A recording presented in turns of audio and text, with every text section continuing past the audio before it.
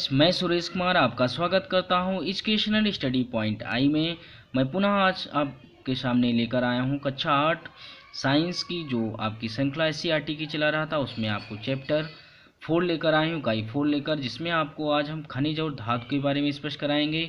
और हमारे इससे पहले हमने एससीईआरटी की कई सारी श्रृंखलाएँ 6, 7th, 8th, 9th की चला रहे हैं, उनको आप विजिट कर लेना हमारे चैनल पर जाकर। चैनल को सब्सक्राइब नहीं किया है तो सब्सक्राइब कर लेना, लाइक शेयर कमेंट अवश्य करना, ताकि आपको विज्ञान से संबंधित कोई भी किसी भी प्रकार का प्रश्न आपसे पूछा जाए आप उसे बड़ी आसानी से हल कर सकते हैं।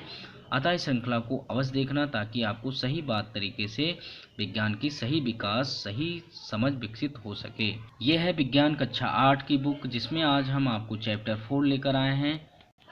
तो ये पार्ट फर्स्ट है, जिसमें आप खनिज धातु, बहुत इंपॉर्टेंट पार्ट है। इससे कई प्रकार हर कॉम्पिटिटिव एग्जाम में प्रश्न पूछे जाते हैं। बहुत इंपॉर्टेंट चैप्टर है, इसको अवश्य देखना और पूरे वीडियो को देखना ताकि आपको सही विज्ञान की विकसित हो सके। तो हमारे चारों तरफ विभिन्न धातुओं से बने विभिन्न उपकरण, यानी आप देखते हैं धातुओं से ही बने विभिन्न प्रकार के उपकरण जैसे वस्तुएं, यंत्र आदि हैं जो हमारे प्रयोग में आते हैं।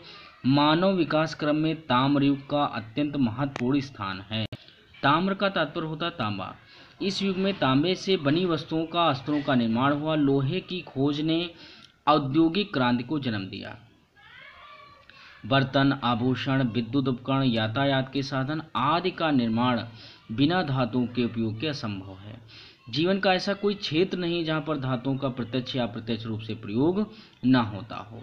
यानी बहुत सारे क्षेत्र धातुओं से होते हैं जहाँ पर धातुओं का उपयोग होता है। प्रकृति में उपलब्ध खनिजों व धातुओं का निर्माण अनेक जटिल प्रक्रियाओं से गुजर कर होता है, जिनमें अनेक भौतिक रासायनिक परिवर्तनों का सहारा लेना पड़ता है। प्रकृति में केवल कुछ ही धातुएं मुक्त अवस्था में पाई जाती हैं। उदाहरण के लिए सोना जैसे गोल्ड है, और साथ में प्लेटिनम जैसी धातुएं तत्व जो हैं क्या होती हैं, ये क्या होती हैं, प्रकृति में जो हैं मुक्त अवस्था में पाई जाती हैं। तो यहाँ से समझना मुक्त अवस्था में जो धातुएं पाई जाती हैं उसमें सोना है और प्लेटिनम। इन पॉइंट को नोट करना। साथ में हम चलते अधिकांश धातुएं प्रकृति में यौगिक के रूप में, यानी ये मुक्त अवस्था में पाई जाती हैं, बाकी जो हैं सभी यौगिक के रूप में। यौगिक का मतलब होता है जिसमें दो या दो से अधिक तत्व विद्यमान हो या दो से अधिक पदार्थ विद्यमान हो एक निश्चित अनुपात में, उसे यौगिक कहते हैं। यानी सभी धातुएं क्या होती है, यौगिक के रूप में पाई जाती हैं, लेकिन मुक्त अवस्था में सिर्फ सोना और प्लेटिनम पाई जाती हैं। इनमें सबसे अधिक उनके ऑक्साइड के रूप में पाई जाती है, यानी ऑक्साइड उन्हीं के ऑक्साइड के रूप में पाई जाती है, जैसे लोहा, एल्युमिनियम, मैग्नीज आदि जो हैं ऑक्साइड के रूप में पाए जाते हैं। जबकि दूसरे स्थान पर धातुएं सल्फाइड के रूप में भी पाई जाती हैं, जैसे कॉपर सल्फाइड के रूप में होता है, लेड यानी सीसा भी सल्फाइड के रूप में, जिंक यानी जस्ता भी, निकल आदि ये क्या है, सब सल्फाइड अयस्क के रूप में होती हैं। प्रकृति में सिलिकेट के रूप में खनिज बहुलता से पाए जाते हैं, लेकिन सिलिकेट में धातुओं का निष्कर्षण कठिन होता है और इन पर खर्च भी अधिक होता है। आइए हम चलते हैं खनिज को पहले समझते हैं। खनिज क्या होते हैं, प्राकृतिक पदार्थ के रूप में हैं। हम फल सब्जी आदि को काटते हुए चाकू, लकड़ी काटते हुए कुल्हाड़ी का प्रयोग करते हैं। जैसा हम जानते हैं कि चाकू, कुल्हाड़ी लोहे से बने होते हैं, इसी प्रकार घरों में बिजली आपूर्ति के लिए तार तांबे के बना होता है या एल्युमिनियम का बना होता है। क्या आपने कभी सोचा है कि लोहा, तांबा आदि कहाँ से प्राप्त होते हैं? वास्तव में ये सब क्या है, खनिज हैं, खनिज पदार्थ हैं, और ये पृथ्वी की भूप्रपटी में पाए जाते हैं। भूप्रपटी मतलब पृथ्वी की ऊपरी सतह में। पृथ्वी की ऊपरी सतह से पाए जाते। पृथ्वी की भूप्रपटी का निर्माण विभिन्न प्रकार के तत्वों या यौगिकों से हुआ है। इससे स्पष्ट होता है कि भूप्रपटी में प्राकृतिक रूप से पाए जाने वाले अकार्बनिक तत्व या यौगिकों को खनिज कहते हैं। यानी पृथ्वी की जो ऊपरी सतह होती है उसमें प्राकृतिक रूप से जो अकार्बनिक पदार्थ पाए जाते हैं उन्हीं को हम, या यौगिक पाए जाते हैं, उनको हम खनिज कहते हैं। अब खनिज कौन होते हैं, जो मृदा से प्राप्त होते हैं। यहाँ से स्पष्ट होगा जो मृदा से उत्पन्न होते हैं, मृदा से पाए जाते हैं, उन्हीं को खनिज कहते हैं। जैसे क्वार्टज है, माइका यानी अभ्रक है, हेमेटाइट है।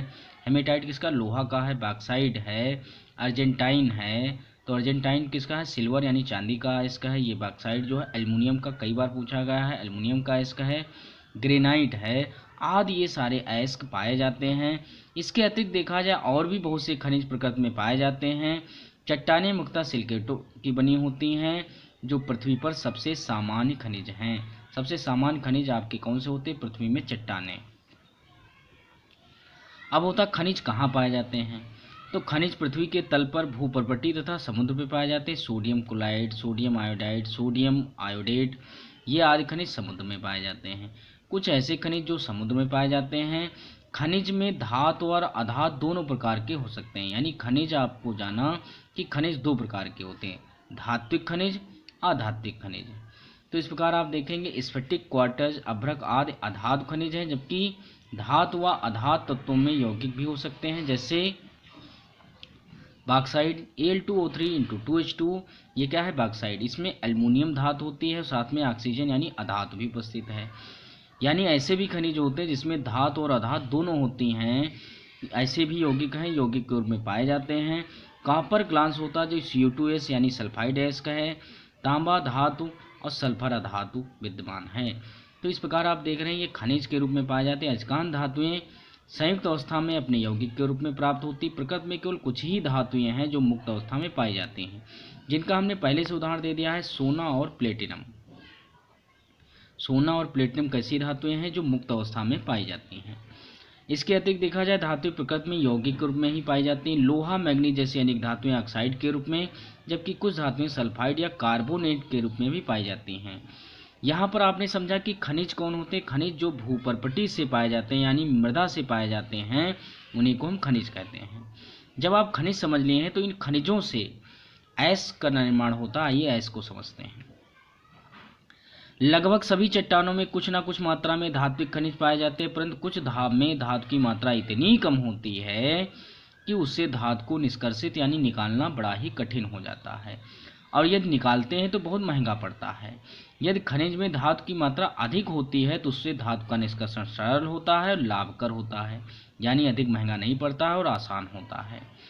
ऐसे खनिज, यहाँ से डिफिनीशन निकल कर आती है, ऐसे खनिज जिनसे धातु का निष्कर्षण अधिक मात्रा में और सरलता से तथा कम लागत में हो सके। यानी धातु का निष्कर्षण यानी ऐसे खनिज जिससे धातु का निष्कर्षण अधिक मात्रा में सरलता से कम लागत में हो जाए, अयस्क यानी और कहलाते हैं। इस प्रकार हम कह सकते हैं कि सभी अयस्क खनिज होते हैं। आप यहाँ पर सभी अयस्क खनिज होते, इसका तात्पर्य हुआ क्योंकि खनिज से ही तो अयस्क बने हैं। यानी अयस्क क्या थे? पहले खनिज थे। तो यानी जितने भी अयस्क बने हैं सब क्या थे? खनिज थे। और जितने अयस्क हैं वो सारे खनिज हैं, लेकिन सभी खनिज क्या हैं? अयस्क नहीं हो सकते, क्योंकि इसमें कुछ आधात्विक भी होते हैं, जैसे हमने आपको अभी बताया था, अभ्रक है, चूना है, ये सारे क्या हैं? ये सारे खनिज हैं। लेकिन ये सभी अयस्क खनिज होते, जबकि सभी खनिज अयस्क नहीं हो सकते। तो ये बात सिद्ध होती है। तो यहाँ पर लिखा है सभी अयस्क खनिज होते, परंतु सभी खनिज अयस्क नहीं होते हैं। धात्विक जितने खनिज होते हैं वो अयस्क होते हैं। किन किन रूपों में पाए जाते हैं? आइए चलते हैं। अयस्क धातुओं में ऑक्साइड, सल्फाइड, सल्फेट, कार्बोनेट। अयस्क धातुओं में कैसे होते हैं? या तो ऑक्साइड के रूप में होंगे, या तो सल्फाइड के रूप में, या तो सल्फेट के रूप में, या तो कार्बोनेट। चार प्रकार से पाए जाते हैं। अधिकांश अयस्कों में केवल एक ही धातु उपस्थित होती है, लेकिन इसके अतिरिक्त कुछ ऐसे भी हैं जिनमें दो धातुएं भी उपस्थित होती हैं। अधिकांश में एक ही धातु होती है। तो आइए चलते हैं अयस्कों को समझते हैं। यहाँ पर कुछ धातुएं लिखी हैं, अयस्क का नाम लिखा है, अयस्क में बहुतायत कौन होता है, अयस्क का नाम लिखा है। मतलब अयस्क का रूप है किस टाइप का? मैग्नीशियम, मैग्नीसाइट। मैग्नीसाइट किसका है? मैग्नीशियम का अयस्क है। इसको भी याद रखना है, ये पॉइंट नोट कर लेना, ताकि आपको कई बार ये कॉम्पिटिटिव एग्जाम में पूछा गया है कि किसका अयस्क, किस धातु का कौन सा अयस्क होता है। MgCO3 ये बहुत कम मात्रा में पूछे जाते हैं, लेकिन सबसे ज़्यादा जो है अयस्क का नाम पूछा जाता है। ये कार्बोनेट टाइप का है। जिंक जो है कैलेमाइन होता है, ये कार्बोनेट रूप का होता है। लेड जो है, लेड का अयस्क कौन होता है? गैलेना। और ये सल्फाइड होता है, जिसका सूत्र होता है PbS। कॉपर का, कॉपर मतलब तांबा, तांबा का होता है copper glass, C2S, copper sulphide कहते हैं। यहाँ पर क्या होता है? क्यूप्रिक सल्फाइड कहते हैं, सल्फाइड अयस्क होता है। आयरन जो है, आयरन बोले तो लोहा, हेमेटाइड अयस्क होता है। हेमेटाइड, मैग्नेटाइड आदि प्रकार के अयस्क होते हैं। ये Fe2O3 होता है जो ऑक्साइड अयस्क है। एल्युमिनियम अयस्क बॉक्साइड होता है। Al2O3 × 2H2 जो ऑक्साइड अयस्क होता है। सिल्वर यानी चांदी का अर्जेंटाइन होता है। Ag2S होता है जो सल्फाइड अयस्क होता है। कैल्शियम का जिप्सम होता है, और इस प्रकार जिप्सम से सल्फेट अयस्क होता है, जिससे POP तैयार किया जाता है। अब हम बात करते हैं भारत में खनिज की कौन कौन उपलब्धता है, उसको समझते हैं। हम लोहा, तांबा, चांदी, अन्य कई धातुओं से बनी वस्तुओं का उपयोग करके अपने दैनिक जीवन में करते हैं। हमारे देश में लोहा, तांबा, सोना, एल्युमिनियम आदि अनेक धातुएं पृथ्वी की भूपर्पटी में उपस्थित हैं। पृथ्वी की ऊपरी सतह में भूपर्पटी में ही उपस्थित हैं सभी खनिज, और इन्हीं में से जो खनिज जिसमें धातु होती है उसे क्या कहते हैं? अयस्क कहते हैं। और जितने अयस्क हैं वो सब क्या थे? खनिज थे। यानी सभी अयस्क खनिज होते हैं, लेकिन सभी खनिज अयस्क नहीं होते हैं। कुछ धातुएं हमारे देश में उपलब्ध नहीं हैं, हम उन धातुओं को अन्य देश से आयात करते हैं। आइए अपने देश में पाए जाने वाले खनिजों की जानकारी प्राप्त करते। कौन खनिज कहाँ पाया जाता है, ये जो तालिका है आपकी बहुत इंपॉर्टेंट, इसलिए जरूर ध्यान देना। लोहा जो है हेमेटाइट कहाँ पाया जाता है? इसका बिहार, उड़ीसा, मध्य प्रदेश, कर्नाटक, तमिलनाडु, छत्तीसगढ़, ये जो क्षेत्र हैं जहाँ पर हेमेटाइट अयस्क पाया जाता है, जो हेमेटाइट से लोहा बनाया जाता है। कापर पाराइट आंध्र प्रदेश, बिहार, मध्य प्रदेश, राजस्थान में सर्वाधिक खेतड़ी जो जिला है वहाँ पर पाया जाता है। तांबा, सोना जो है मुक्त अवस्था में पाया जाता है, लेकिन ये कोलार खान कर्नाटक में पाया जाता है, कुछ मात्रा में आंध्र प्रदेश, सबसे अधिक कर्नाटक में पाया जाता है। एल्युमिनियम का अयस्क बॉक्साइट होता है, जो मध्य प्रदेश, छत्तीसगढ़, बिहार, उड़ीसा, तमिलनाडु, गुजरात, जम्मू कश्मीर आदि में विद्यमान है, और ये बॉक्साइट के रूप में पाया जाता है, जिससे एल्युमिनियम का निष्कर्षण होता है। चूना पत्थर बहुत इंपॉर्टेंट आपका जो खनिज है, साथ में ये अयस्क है, क्योंकि इससे धातु का निष्कर्षण होता है, कैल्शियम का। तो ये सभी राज्यों में पाया जाता है। जितने भी राज्य हैं सभी राज्यों में विद्यमान है, और संगमरमर के रूप में यह राजस्थान व मध्य प्रदेश में पाया जाता है। तो आपने देखा कि ये जो जिप्सम है, जिप्सम से कैल्शियम बनता है, जो सल्फेट अयस्क है जो पाया जाता है, आपने ये समझा। फिर हमने भारत के खनिज की उपलब्धता, साथ में आपको फिर हमने कौन सा अयस्क कहाँ पाया जाता है, कैल्शियम, चूना पत्थर, आपको हमने बताया कि सभी राज्यों में लगभग पाया जाता है, लेकिन संगमरमर के रूप में देखा जाए तो राजस्थान और मध्य प्रदेश में ही पाया जाता है। इसके अतिरिक्त देखा जाए धात्विक खनिजों के अतिरिक्त देश में कुछ अधात्विक खनिज जैसे अभ्रक है, कोला है, पेट्रोलियम भी पाया जाता है। पेट्रोलियम दो है द्रव अवस्था में भूप्रकृति में प्राप्त किया जाता है, इसलिए खनिज तेल भी कहते हैं। यानी पेट्रोलियम को क्या कहते हैं? खनिज तेल। और चूंकि ये जीवों से बनता है, जीवों के अंश से बनता है, इसीलिए इसे हम जीवाश्म ईंधन भी कहते हैं। अपने देश में देखा जाए इनकी उपलब्धता कहाँ पर है? अधातु का नाम अधात्विक खनिज और प्राप्ति स्थान। सिलिकॉन और ऑक्सीजन अभ्रक अधात्विक खनिज है, ये धातु हैं, इससे प्राप्त की जाती हैं। बिहार, उड़ीसा, तमिलनाडु, राजस्थान से प्राप्त होता है। कार्बन जो है आपका संगमरमर या चूना पत्थर राजस्थान से प्राप्त होता है। कार्बन एवं हाइड्रोजन अधात जो है पेट्रोलियम से प्राप्त होती है, जो गुजरात, असम, अरब सागर के तटीय क्षेत्र, कावेरी, कृष्णा, गोदावरी की मुहावना में से प्राप्त होता है। कार्बन देखा जाए कोयला का रूप है, तो ये पश्चिम बंगाल, बिहार, तमिलनाडु से प्राप्त होता है। भारत में देखा जाए सोना, तांबा, जिंक, यानी जस्ता, टंगस्टन खनिजों की उपलब्धता बहुत कम है। प्लेटिनम खनिज का पूर्ण अभाव, यानी प्लेटिनम खनिज पूर्ण अभाव है, नहीं पाया जाता है। और सोना, तांबा, जिंक जो है बहुत कम मात्रा में पाए जाते हैं। अयस्क प्रकृति में पाया जाने वाला वह खनिज है जिसमें एक या एक से अधिक धातुएं या धातुओं का लाभदायक निष्कर्षण किया जाता है। अयस्क से धातु उधात प्राप्त करने और उन्हें विभिन्न उपयोग में शुद्ध करके विज्ञान में किया जाता है। विज्ञान में इसे हम मेटलर्जी कहते हैं। क्या कहते हैं? धातु कर्म। हिंदी में क्या कहते हैं? धातु कर्म। और वैसे क्या कहते हैं? मेटालर्जी कहते हैं धातु कर्म। आगे चलते हैं, कुछ और धातु भी समझते हैं, कुछ और भी जाने। कुछ अयस्कों में प्रमुख धातु अतिरिक्त अन्य धातुओं की उपस्थित हो सकती है।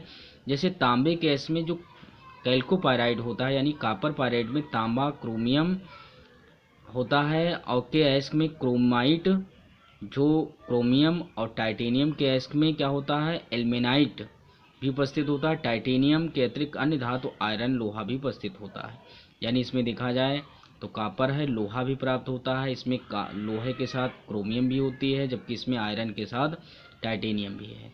तो इससे आप समझ सकते हैं दो या दो से अधिक धातुएं भी उपस्थित हो सकती हैं किसी अयस्क में। अब चलते हैं धातुओं के अधातुओं के भौतिक गुण, यानी धातु और अधातु आपने सबसे पहले देखा समझा। तो धातुओं के गुणधर्म को पहले समझते हैं, फिर इसका निष्कर्षण भी करते हैं। सबसे पहले भौतिक अवस्थाएं चलते हैं, यानी भौतिक अवस्था में देखा जाए कौन कौन सी धातुएं होती हैं। बहुत इंपॉर्टेंट पॉइंट, पूरा पार्ट बहुत इंपॉर्टेंट, इसलिए पूरी तरह से इसको देखना समझना। सामान्य ताप पर प्राय सभी धातुएं ठोस होती हैं। जितनी भी धातुएं ठोस होती हैं, परंतु पारा एक ऐसी धातु है जिसे हम Hg कहते हैं, ये द्रव अवस्था में होती। तो कौन सी धातु है जो द्रव अवस्था में होती? पारा। सामान्यतः पर अधिकांश अधातुएं गैसीय अवस्था में होती हैं। जितनी अधातुएं सभी क्या होती? गैसीय अवस्था में होती। लेकिन iodine, carbon, sulphur, silica, iodine, carbon, sulphur और सिलिका ये क्या होती? ठोस हैं। वैसे सभी क्या होती? गैसीय अवस्था में। लेकिन ब्रोमीन एक ऐसी अधातु है जो द्रव अवस्था में भी होती है। तो ये सारे पॉइंट, इसमें 3 पॉइंट निकल कर आते हैं। एक तो सभी धातुएं ठोस होती, केवल पारा को छोड़कर। पारा कैसी? द्रव अवस्था में पाई जाती है। जितनी धातुएं हैं गैसीय अवस्था में होती, लेकिन आयोडीन, कार्बन, सल्फर, सिलिका ठोस होती, जबकि ब्रोमीन द्रव अवस्था में होती है। तो गुण की ओर चलते हैं। तो कठोरता, सोडियम धातु का टुकड़ा लेकर उसे छन्ना कागज से सुखा लें। धातु के टुकड़े को चाकू से काटें। आप देखते हैं सोडियम धातु का टुकड़ा आसानी से कट जाता है। इसी प्रकार अब लोहा, कॉपर, जिंक आदि के टुकड़ों को चाकू से काटिए। आप देखते हैं नहीं कट रहे हैं क्योंकि ये कठोर हैं, अतः उन्हें काटना अत्यंत कठिन होता है। यानी सभी धातुएं क्या होती हैं? कठोर होती हैं। आगे चलें तो आप देखते हैं सोडियम, पोटेशियम, मैग्नीशियम तथा पारा को छोड़कर अन्य सभी धातुएं कठोर हैं। अधिकांश धातुएं मुलायम होती। कार्बन का अपरूप हीरा है। यहाँ से समझना है जो हीरा है सबसे कठोर है। दुनिया में सबसे कठोर हीरा होता है, लेकिन ये कार्बन का अपरूप है, ये धातु नहीं है। दूसरा गुण है चमक। जितनी भी धातुएं हैं उनमें चमक होती है। तो चमक होती है, जितनी भी धातुएं चमकदार दिखाई पड़ती हैं, इसे हम धात्विक गुण, धात्विक चमक कहते हैं। मेटालिक कहते हैं, मेटालिक गुण कहते हैं। धातुओं की यह चमक उन्हें आभूषण, सजावट बनाने में उपयोगी होती है। अधातुएं धातुओं के समान चमकीली नहीं होती, यानी धातुएं सभी चमकीली होती, इसी को हम धात्विक चमक कहते हैं। जैसे आप लोहा देखिए, लोहा बहुत पुराना हो जाता है, जंग लग जाती है, संक्षारण हो जाता है, लेकिन उसको आप काट कर देखिए, उसकी चमक कभी भी नष्ट नहीं होती है। आघात वर्धनीयता का तात्पर्य है जो पीट कर इनको चादर की तरह बनाया जाता है। एल्युमिनियम, कॉपर, आयरन छोटा टुकड़ा लें, हथौड़े से पीटे। क्या देखते हैं? हथौड़े से पीटने पर धातु के टुकड़े पहले की अपेक्षा अधिक चपटे हो जाते हैं। धातुओं को पीटकर आघात पहुंचाकर यानी चादरों के रूप में परिवर्तित करने के गुण को आघात वर्धनीयता कहते हैं। चांदी, सोना आघात वर्धनीयता का गुण सबसे अधिक होता है। सबसे अधिक किसका? चांदी और सोना का। जबकि जस्ता का कम आघात वर्धनीय है। सबसे कम किसका? जस्ता का होता है। अधिकांश ठोस अधातुएं पीटने पर भंगुर होती हैं। यानी जितनी भी अधातुएं होती हैं क्या होती? भंगुर होती हैं, यानी ये आघात वर्धनीय नहीं होती हैं। आगे चले तो तन्यता का गुण। तन्यता का मतलब तार के समान इनको ताना जा सकता है। धातुओं को खींचकर तार के समान बनाया जा सकता है। धातुओं को तार के रूप में परिवर्तित करने गुण को तन्यता कहते हैं। आघात वर्धनीयता क्या कहता है? चादर की तरह बनाना। जबकि तन्यता क्या होता? तार की भांति बनाना। आपने तांबा, एल्युमिनियम, आयरन के तार देखे होंगे। हमने घरों में विद्युत संबंधी कार्यों को तांबे के तार, एल्युमिनियम के तार का उपयोग करते हैं। तार जाली बनाने के काम आते हैं। लोहे के तारों का प्रयोग अधातु, लोहे के तार जो हैं तारों का उपयोग करते हैं जाली बनाने में। जबकि जितनी भी अधातुएं हैं होती हैं उनको तार की तरह नहीं खींचा जा सकता है। तो ये धातु धातु को दोनों के गुण एक साथ समझ रहे हैं। आगे चलते हैं, कुछ और भी जानें। ये इंपॉर्टेंट फैक्ट है, जरूर नोट करना। सोने की इतनी पतली चादर बनाई जा सकती है जो 20 लाख चादरों की मोटाई केवल 1 सेंटीमीटर हो गई। 1 ग्राम सोने से लगभग 2 किलोमीटर लंबा तार बनाया जा सकता है। यानी सबसे आघात वर्धनीय और सबसे तन्यता का गुण सोने में होता है। आगे हम पढ़ाएंगे चालकता का गुण, लेकिन ये वीडियो बड़ा हो जाएगा तो आगे वीडियो में लेकर आएंगे। यहाँ पर आप पार्ट फर्स्ट में आपको इतना पढ़ना होगा। यहाँ तक आपने वीडियो को देखा, धन्यवाद, नमस्कार। आगे और श्रृंखला जारी रहेगी, देखते रहना हमारा channel educational study point I. साथ में चैनल को सब्सक्राइब करना, लाइक, शेयर, कमेंट अवश्य करना। नमस्कार, धन्यवाद।